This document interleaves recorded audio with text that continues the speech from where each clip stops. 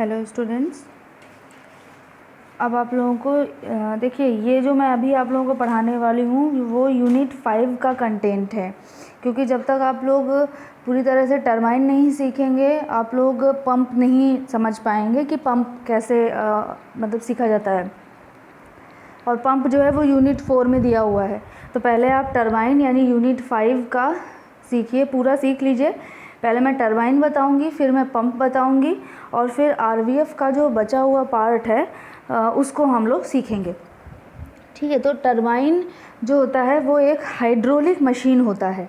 Hydraulic machine कोई भी ऐसी मशीन जो कि हाइड्रोलिक जो पावर होता है उसको, या हाइड्रोलिक जो एनर्जी होती है उसको मैकेनिकल एनर्जी में चेंज कर दे, या फिर मैकेनिकल एनर्जी को हाइड्रोलिक एनर्जी में चेंज कर दे।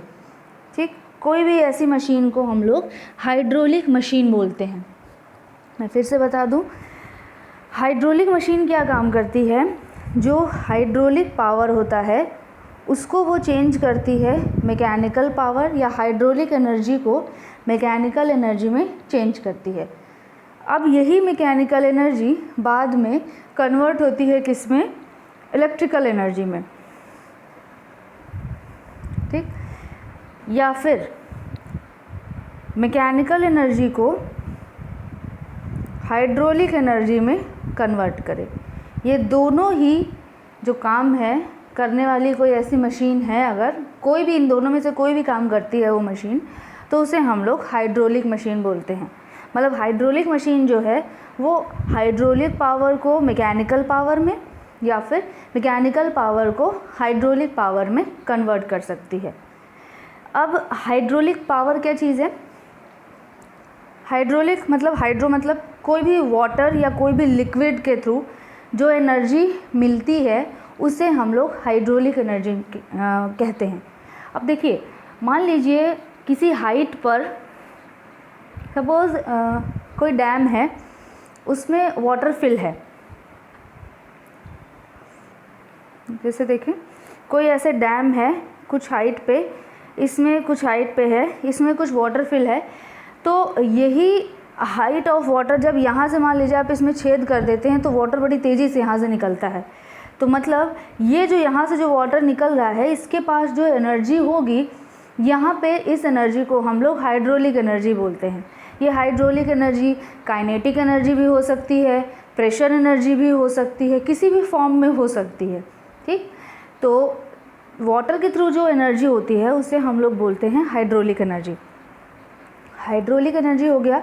मैकेनिकल एनर्जी क्या होता है? मशीन्स के थ्रू जो एनर्जी जनरेट होती है उसे हम लोग बोलते हैं मैकेनिकल एनर्जी। और इलेक्ट्रिकल एनर्जी आप लोग जानते ही हैं। ठीक, तो देखिए, हाइड्रोलिक मशीन क्या होता है? कोई भी मशीन जो वाटर्स की एनर्जी को कन्वर्ट कर दे मैकेनिकल एनर्जी में, तो वो हाइड्रोलिक मशीन होती है। या फिर इसका उल्टा, मैकेनिकल एनर्जी को कन्वर्ट कर दे हाइड्रोलिक एनर्जी में, तो भी वो हाइड्रोलिक मशीन होती है। अब देखिए, इस तरह में हमने हाइड्रोलिक मशीन से क्या किया? हमने दो काम करवाए। दोनों एक दूसरे के अपोजिट काम थे। ठीक, तो कोई ऐसी हाइड्रोलिक मशीन जो कि हाइड्रोलिक एनर्जी को मैकेनिकल एनर्जी में चेंज करती है, कोई ऐसी हाइड्रोलिक मशीन जो कि हाइड्रोलिक एनर्जी को मैकेनिकल एनर्जी में चेंज करती है, तो उसे हम लोग बोलते हैं टरबाइन। टरबाइन बोलते हैं। ठीक, अब यही मैकेनिकल एनर्जी को हम लोग बाद में इलेक्ट्रिकल एनर्जी में चेंज कर देंगे। होता यही है कि बाद में वो इलेक्ट्रिकल एनर्जी में चेंज होगा, लेकिन ये काम टरबाइन नहीं करेगी। यहाँ से मैकेनिकल एनर्जी से इलेक्ट्रिकल एनर्जी में बदलने का काम वो दूसरे मशीन्स के थ्रू किया जाएगा। तो टरबाइन का कितना काम होता है? बस वाटर की एनर्जी को मैकेनिकल एनर्जी में कन्वर्ट करना। ठीक, अब दूसरे टाइप का हाइड्रोलिक मशीन जो कि मैकेनिकल एनर्जी को हाइड्रोलिक एनर्जी में कन्वर्ट करता है, उसे हम बोलते हैं हाइड्रोलिक पंप। ठीक, तो मतलब हाइड्रोलिक मशीन क्या हुआ? हाइड्रोलिक मशीन कोई ऐसी मशीन है जो कि या तो हाइड्रोलिक पावर को मैकेनिकल पावर में कन्वर्ट कर सकती है, या तो मैकेनिकल पावर को हाइड्रोलिक पावर में कन्वर्ट कर सकती है। तो ऐसी हाइड्रोलिक मशीन जो कि हाइड्रोलिक पावर को मैकेनिकल पावर में कन्वर्ट करती है उसे बोलते हैं टरबाइन, ठीक। और ऐसी हाइड्रोलिक मशीन जो कि मैकेनिकल पावर को कन्वर्ट करती है हाइड्रोलिक पावर में उसे बोलते हैं पंप। पंप जो है वो यूनिट 4 का है, इसके बारे में पूरा अलग डिस्कशन चलेगा। और वैसे अगर आपको ध्यान हो तो सभी के घर पर एक पंप लगा हुआ है ना, जिससे पानी हम लोग फिच करते हैं, तो वही पंप है ये, ठीक। वो करता क्या है, वाटर प्रोवाइड करता है। वाटर प्रोवाइड करता है मतलब उसमें हम लोग इलेक्ट्रिकल एनर्जी प्रोवाइड करते हैं। इलेक्ट्रिकल एनर्जी, उस इलेक्ट्रिकल एनर्जी से उसके अंदर जो मोटर होता है वो घूमता है, और उसके घूमने से जो सक्शन क्रिएट होता है और जो वाटर होता है वो नीचे से ऊपर तक पहुंचाया जाता है। मतलब वो उसने क्या किया, मैकेनिकल एनर्जी को उसने कन्वर्ट कर दिया किसमें, हाइड्रोलिक एनर्जी में, तो वो हुआ पंप, ठीक। अभी आप लोगों को पंप के बारे में नहीं सीखना है, उसको मैं बाद में सिखाऊंगी। अभी आप लोगों को सीखना है टरबाइन के बारे में, ठीक। टरबाइन जो होता है, अब सीधी बात है कि ये जो भी काम है, जब आपसे ये बोला गया कि ये जो टरबाइन है ये क्या कर सकती है, हाइड्रोलिक एनर्जी को मैकेनिकल एनर्जी में कन्वर्ट कर सकती है, और इस मैकेनिकल एनर्जी को बाद में इलेक्ट्रिकल एनर्जी में चेंज कर दिया जाता है। मतलब अगर हम डायरेक्ट बोलें तो हाइड्रोलिक मशीन यानी जो टरबाइन है उसका यूज़ हम लोग वाटर के थ्रू इलेक्ट्रिसिटी जनरेट करने में करते हैं, ठीक। अब ये जो इलेक्ट्रिसिटी जनरेट होती है वाटर के थ्रू, उसे हम लोग बोलते हैं हाइड्रो इलेक्ट्रिसिटी बोलते हैं, ठीक। अब ये हाइड्रो इलेक्ट्रिसिटी जो है ये सबसे चीप मेथड होता है इलेक्ट्रिसिटी जनरेट करने का।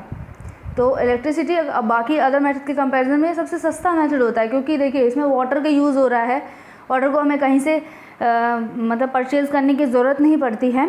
एक बार हम लोग एक डैम बना देंगे रिवर के क्रॉस, और फिर उसके सामने हम लोग टरबाइन लगा देंगे, और फिर कुछ नहीं करना है, अब वाटर अपने आप टरबाइन में गिरता रहेगा, टरबाइन चलती रहेगी और इलेक्ट्रिसिटी अपने आप जनरेट होती रहेगी। तो ये बहुत ही सस्ता मेथड है इलेक्ट्रिसिटी जनरेट करने का। दूसरी चीज़, पोल्यूशन नहीं होता इससे। जो वाटर निकल रहा है टरबाइन से होकर जो बाद में जा रहा है, उस वाटर को हम लोग सिंचाई वगैरह में यूज़ कर सकते हैं, कोई वाटर से पोल्यूटेड नहीं हो जाता है, ठीक है। तो बहुत सारी चीज़ें इसमें हैं जो पॉजिटिव हैं, ठीक। अब ये जो पूरा, तो सीधी बात है इलेक्ट्रिसिटी जनरेट करने का काम जो टरबाइन से है वो बहुत बड़े पैमाने पर होता है। जब इतने बड़े लेवल पे होगा तो एक प्लांट इस्टेब्लिश किया जाता है जिसे हम लोग बोलते हैं हाइड्रो इलेक्ट्रिक प्लांट। तो हाइड्रो इलेक्ट्रिक प्लांट क्या होता है, वहाँ पे हम लोग करते क्या हैं, डैम बनाते हैं, और उसके बाद क्या होता है, टरबाइन लगा देते हैं। ये पूरा जो अरेंजमेंट होता है इसे हम लोग हाइड्रो इलेक्ट्रिक पावर प्लांट बोलते हैं। तो हाइड्रो इलेक्ट्रिक पावर प्लांट का एक जनरल लेआउट जो है वो आपके सामने बना हुआ है। उसमें होता क्या है कि देखिए,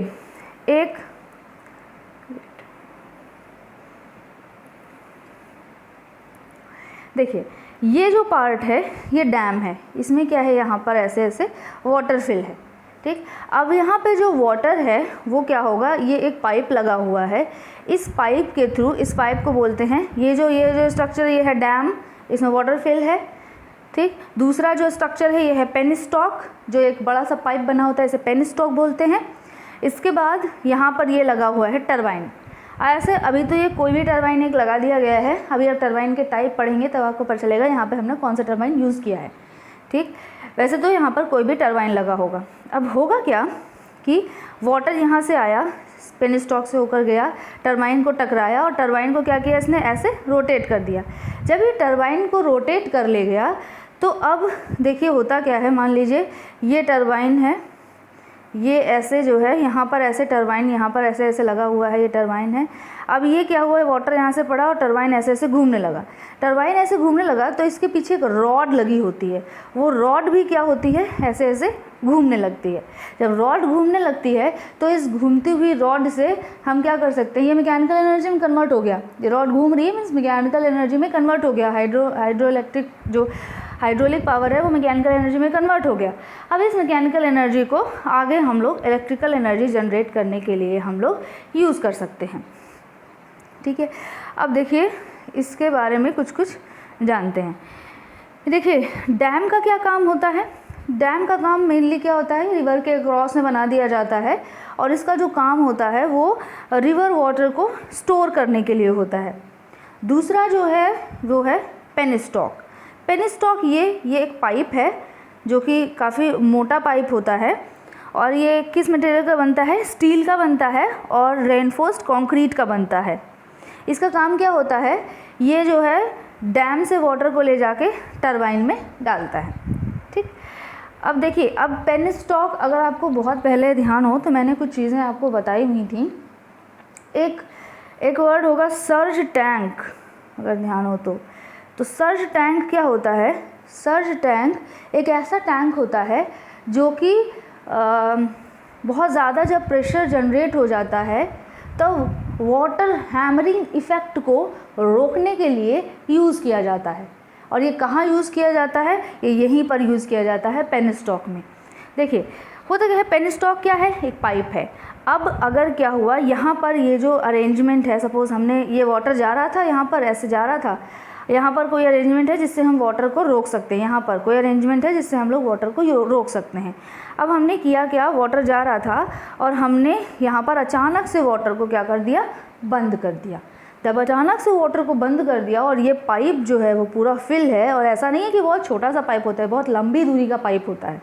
ठीक, तो जब ये ऐसा अरेंजमेंट है, बहुत ज़्यादा प्रेशर जनरेट होगा, यहाँ पे जस्ट बंद किया गया, यहाँ बहुत ज़्यादा प्रेशर जनरेट होगा, तो प्रेशर वेव क्या करेंगी, इधर जाने लगेंगी, एक बहुत तेज़, फिर वापस प्रेशर वेव आएगी, इसको हैमर करेगी, हैमरिंग इफेक्ट क्रिएट होगा, बहुत ज़्यादा प्रेशर जनरेट होगा।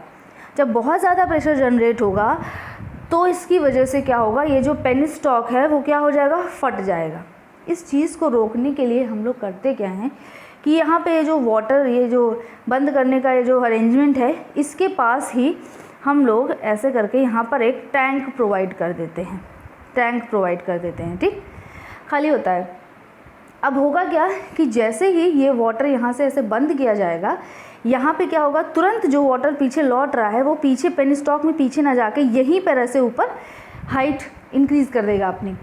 तो जब ऐसे हाइट इंक्रीज़ कर देगा तो सीधी बात है कि जो प्रेशर वेव है वो वापस लौट कर नहीं जा पाएगी, वापस नहीं लौटेगी, तो वापस लौट के फिर इधर इधर इधर जो है हैमर नहीं करेगी।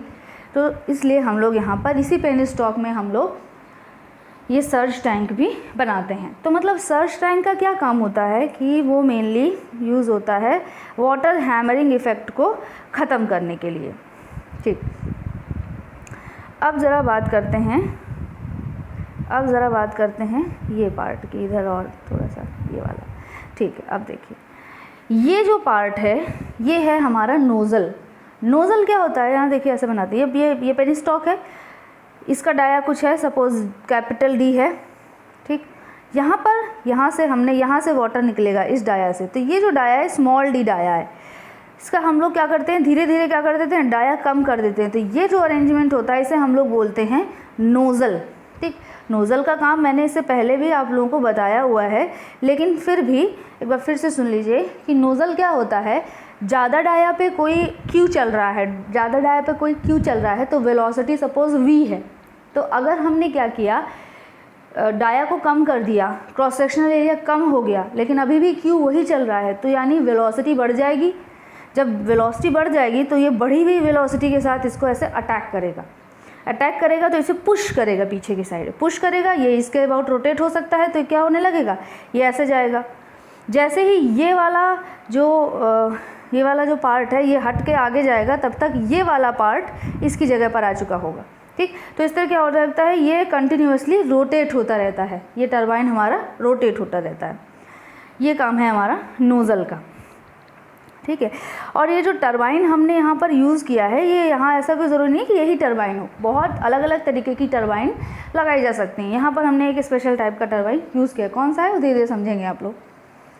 नेक्स्ट है, ये देखिए टरबाइन में ये जो इसमें लगा हुआ है इसे हम लोग बोलते हैं वेन्स। ये क्या होता है, कटोरी की तरह शेप का होता है, आपको देखने में ये आधा कटोरी सामने से दिख रहा है, ये पूरा कटोरी की तरह शेप का होता है, ये होता है वेन्स। ये जो है इसे बोलते हैं हम लोग रनर बोलते हैं, रनर, यही पीछे की साइड रॉड से कनेक्ट होता है। ठीक, और क्या है, ये देखिए ये है टेल रेस बोलते हैं, मतलब ये वाटर जो इसको हिट किया, हिट करने के बाद ये क्या होगा, ऐसे गिरेगा। इस वाटर को ऐसे तो है नहीं कि हम लोग यहीं पे छोड़ देंगे, इसको और आगे दूर तक मतलब स्पेस देकर इसको हम लोग आगे की तरफ कहीं पर इसे हम लोग डालेंगे। ठीक, इसके लिए भी हम लोग क्या करेंगे, चैनल बनाएंगे, प्रॉपर चैनल बनाते हैं। तो ये जो टरबाइन का काम ख़त्म हो गया और इसके बाद जो वाटर जहाँ पर जाता है उसे बोलते हैं हम लोग टेल रेस। और यहाँ पर ये जो डैम के पहले यहाँ जो वाटर है उसे हम लोग बोलते हैं हेड रेस। ये है हेड रेस और उधर जो टरबाइन के बाद था वो है टेल रेस।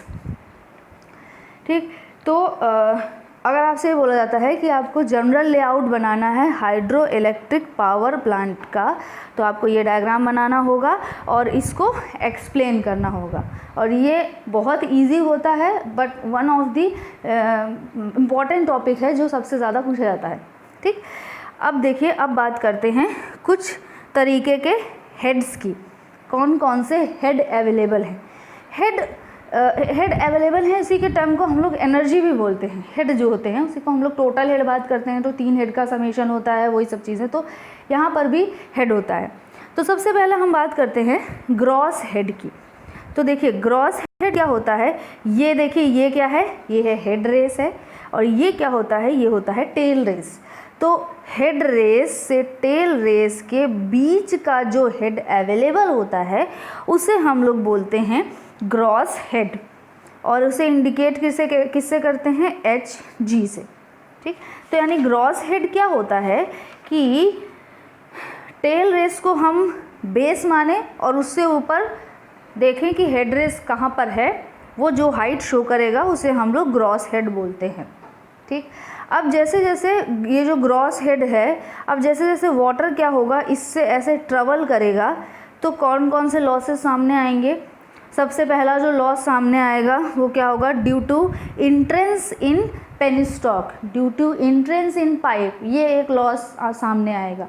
फिर इसके बाद यहाँ से लेकर पाइप जो है वो यहाँ से लेकर यहाँ तक पाइप में गया वाटर, तो due to friction in pipe. ठीक, इसके बाद due to exit in pipe. अब एक चीज़ और कि ये पेनिस्टॉक ऐसा नहीं कि बहुत छोटा सा पाइप होता है, ये बहुत लंबा सा पाइप होता है। जब इतना लंबा पाइप है तो सीधी बात है कि बीच में पाइप फिटिंग्स भी यूज़ होंगी, तो loss due to pipe fittings. अब कहीं पर ये बेंड भी होगा तो लॉस ड्यू टू बेंड। ये सारे लॉसेस जो हैं वो होते रहते हैं। तो अभी आप लोगों को ये भी पता होगा कि लॉस ड्यू टू फ्रिक्शन जो होता है वो मेजर लॉस होता है। बाकी जितने भी मैंने लॉसेस बोले, मतलब कि loss due to entrance in pipe, loss due to fittings, loss due to curvature of pipe और loss due to pipe fittings, ये सब क्या है, माइनर लॉसेस हैं। तो अगर इनके बारे में कोई डिस्क्रिप्शन नहीं दिया गया है तो हम क्या करते हैं, माइनर लॉसेस को हटा ही देते हैं और सिर्फ फ्रिक्शनल लॉस को कंसीडर करते हैं। अब होगा क्या कि यहाँ पर तो ये ग्रॉस हेड है, लेकिन जैसे जैसे वाटर यहाँ से पेनिस्टॉक से होकर जाता है और जस्ट टरबाइन से पहले जो वाटर अवेलेबल होता है, टोटल हाइट ऑफ वाटर, वो क्या होता है, उसे हम लोग बोलते हैं नेट हेड। अब सीधी बात है, ग्रॉस हेड से नेट हेड तक पहुँचते पहुँचते एनर्जी कुछ कम हुई, कुछ लॉस हुए हेड में, वो लॉसेस जो होते हैं उसे हम लोग बोलते हैं हेड लॉस। अब ये head loss due to friction and head loss due to minor losses, दोनों का समेशन होता है। डेटा की अवेलेबिलिटी अगर नहीं है तो सिर्फ हम लोग इसे head loss due to friction ही ले लेते हैं। तो मतलब टरबाइन से जस्ट पहले जो हेड ऑफ वाटर अवेलेबल है उसे हम लोग बोलते हैं नेट हेड, और उसे इंडिकेट किससे करते हैं, H से इंडिकेट करते हैं। और रिलेशन क्या होता है, H equal to gross head minus HF।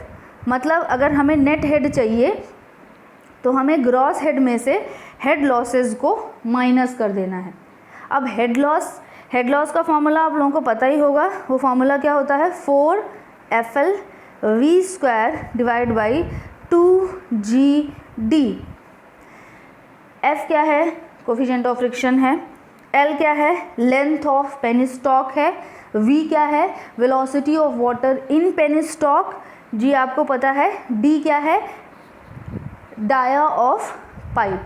ठीक, तो इससे हम लोग हेड लॉस निकाल लेंगे और ग्रॉस हेड में से माइनस कर देंगे, तो उसे हम लोग नेट हेड बोलते हैं। तो नेट हेड वैसे है क्या, टरबाइन में जस्ट हिट करने से पहले जो हाइट ऑफ जो इसका एनर्जी है टोटल, उसे हम लोग बोलते हैं नेट हेड। यानी सीधी बात है, जब भी कैलकुलेशन होगा हर जगह नेट हेड ही यूज़ होगा, कहीं पर भी ग्रॉस हेड नहीं यूज़ होगा, क्योंकि ग्रॉस हेड तो जब वो डैम के पास है वहाँ पर उसका अवेलेबल टोटल हेड है। ठीक है, इतना बात आप लोगों को समझ में आ गया होगा। ठीक, तो अभी तक इस पूरे उसमें हम लोगों ने सीखा क्या कि हाइड्रोलिक मशीन क्या होती हैं, टरबाइन क्या होता है, पंप क्या होता है, हाइड्रो इलेक्ट्रिक पावर प्लांट का जनरल लेआउट सीखा हमने, डिफरेंट तरीके के हेड्स कौन कौन से होते हैं, और इसके अलावा सर्ज टैंक क्या होता है वो हम लोगों ने सीख लिया है। ठीक है, इसके बाद मैं आप लोगों को सिखाऊंगी एफिशिएंसी ऑफ टरबाइन और थोड़ा सा और डिस्क्रिप्शन, जो कि आप लोगों को क्लासिफिकेशन ऑफ टरबाइन भी आप लोगों को सिखाएंगे। ठीक है, थैंक यू।